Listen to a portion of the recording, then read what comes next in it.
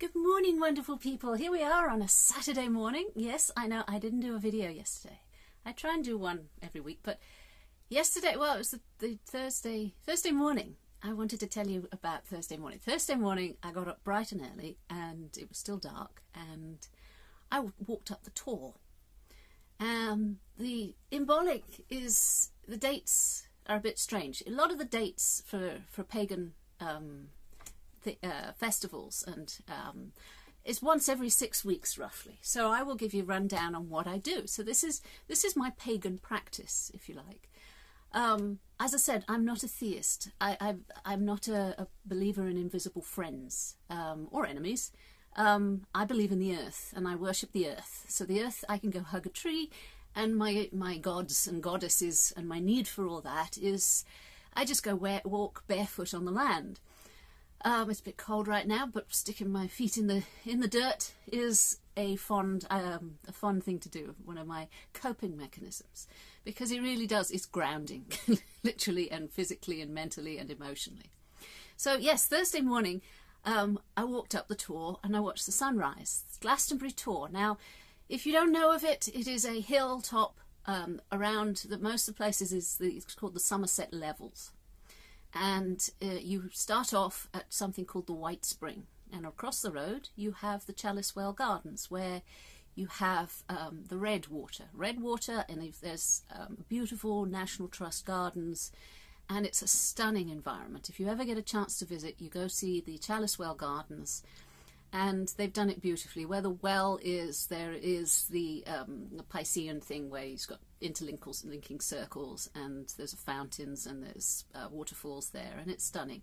But across the other side of the road is the White Spring. Now, it's often closed, but it's in the dark, and it's the white water, and you have a public well there, so it's a spring. So we often go in there and fill up our drinking water, because the water is clean, clear, and magical. It comes from Glastonbury. And so walking, I met up with a few people, social distancing, of course, but I met up a few people there, and yeah, it was all dark and cold and damp, but luckily it wasn't raining, and walked up the Tor.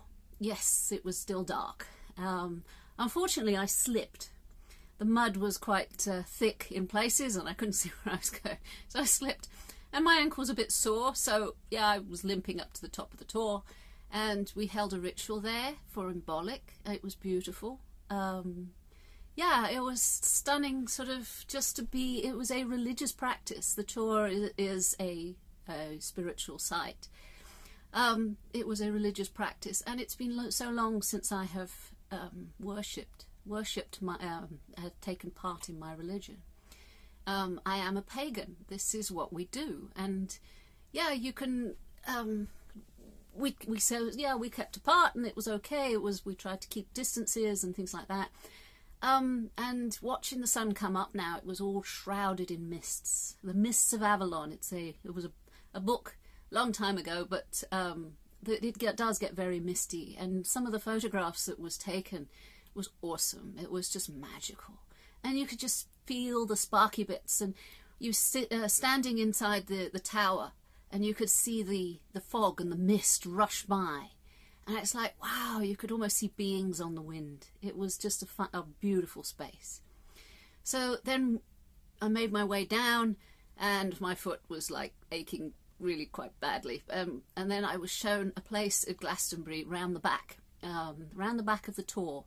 There is a stone, and there is like 3 stylized swans and a bell, and you throw a stone at the bell beforehand. So it was a lovely space, and it was a lovely thing. It's not an old stone. It has sort of 1999 written on it, so it hasn't been there long. I don't know what it means, but it was definitely part of the Glastonbury experience, and you really feel embedded in it.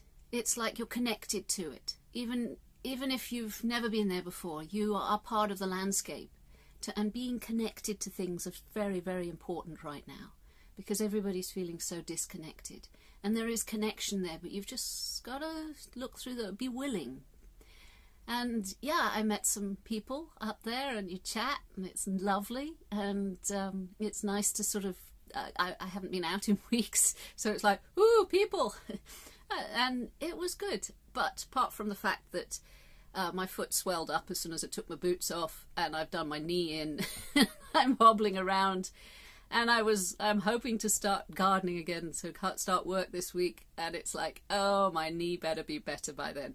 So that's what I wanted to tell you today about going out on these sacred days. And there is, every 6 weeks, there is a tidal change, and I used to always think of it as a light to dark, dark to light, light to dark. And it's a beautiful space, and I encourage you to go outside, and I encourage you to feel the cold and then come back in and be warm again. But it's like, feel it, actually experience it. It's worth it. It was worth the sprained ankle. It was worth, getting up at ridiculous hours in the morning and sort of in the wet and the cold. It's worth making the effort just to do something different and to get out. You don't have to meet up with people. I will, invite you to, but it's like you don't have to if you are scared of sort of catching viruses and things like that. But get out, go and do something special, spiritual, religious, whatever the terminology you want to use. But go outside and watch the moon rise. I think we've got the next dark moon is on the 11th of February. Again, you go out at night and you watch the stars, and you watch the sort of see what it's like seeing the full stars without the moon sort of getting in the way. And yes, in England it's tough because basically it's cloudy at this time of year, so cloudy mists really stop that. However, this morning we've got frost. It was a cold night, and so the temperature is going to drop for a few days, but we've had a few days where it's been quite nice and warm again. We've had spring appear, which is lovely. So yes, I encourage you to go out and do something special. Take care of yourselves. Love you lots. Speak to you soon.